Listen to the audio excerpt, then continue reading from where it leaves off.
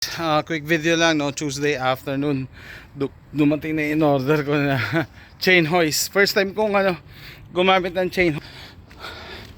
Ito kasi yung pinoproblema ko, ilang araw na sabi ko hindi kaya pukpukin lahat yung yung trunk. Nagawa ko na yung kaya kong pukpukin, pero pag yung sa bandang part na double layer, hindi na apektuhan yung labas. So ito yung aking contraption. Nakakuha rin ako ng idea sa YouTube, gamitin yung puno.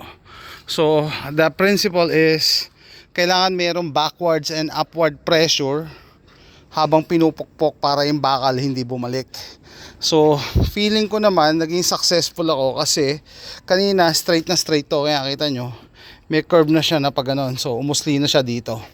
Dapat hilahin siya dito kaso walang kakapitan walang kakapitan, tsaka dun dun sana maganda, no? Pero sa tingin ko magsisil na siya better, no? So yun din kasi nakaka-apekto bakit hindi nag-a-align yung trunk lid, kasi loob pa siya paloob dapat lumabas siya. So tanggalin ko to, mag-test fit ako, tingnan natin. Pero mas maganda sana kung hilain siya dito kasi walang kakapitan. Pag dito sisirain mo yan, sayang. Dito sana, no? Anyway, ito yung aking DIY frame puller. Yung mga talyer may frame puller mga mekaniko alam yan, pero wala, ito lang. So keep in mind kung gagawin nyo to, dapat may kakapitan siya. So naglagay ako dito ng steel, basta yung steel rod, para dyan siya kakapit, tas hila. Mas maganda sana yung rod habot hanggang doon, kaso imposible. Kaya yan, meron akong backward pressure and upward, tapos pupukpukin. Feeling ko gumalaw naman no? Feeling ko gumalaw. So I think mag test fit ako, kabit ko yung lock, tapos tingnan natin kung mas maganda na, no? So hindi pa to tapos kasi kailangan nating i-plug yung mga bumuka. Yan, ang plug yan, water sealant, tapos primer, tsaka kahit papano light coat ng pintura para hindi kalawangin. So yan lang, binigay ko lang yung yung idea. Sabi yung na-mention ko doon sa kaibigan natin sabi ko kahit anong ginagawa ko, kahit nagsisimba, inisip ko pa rin yung kotse, paano ma-solve yung puzzle, paano mahila na walang puller. Sabi ko ito pala yung puno.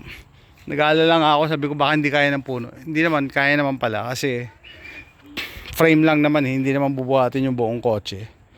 Yan nga, bumubuka na nga siya Ay nako, pero okay lang yan kasi matatakpan niya ng plastic na trim, tapos sprayan natin ng ng primer tsaka pintura pag tapos na ako.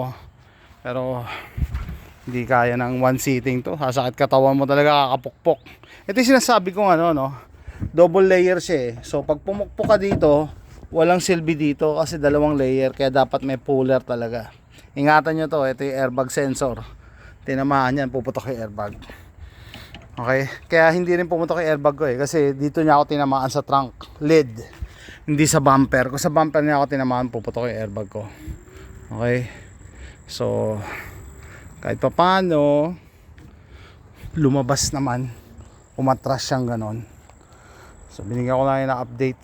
DIY, do this at your own risk. Siguraduhin nyo kaya ng puno. Sabi na miss ko baka mamaya bumagsak pa yung puno sa kotse, mas malaking problema. Hindi naman kasi frame lang mahina lang ang pressure para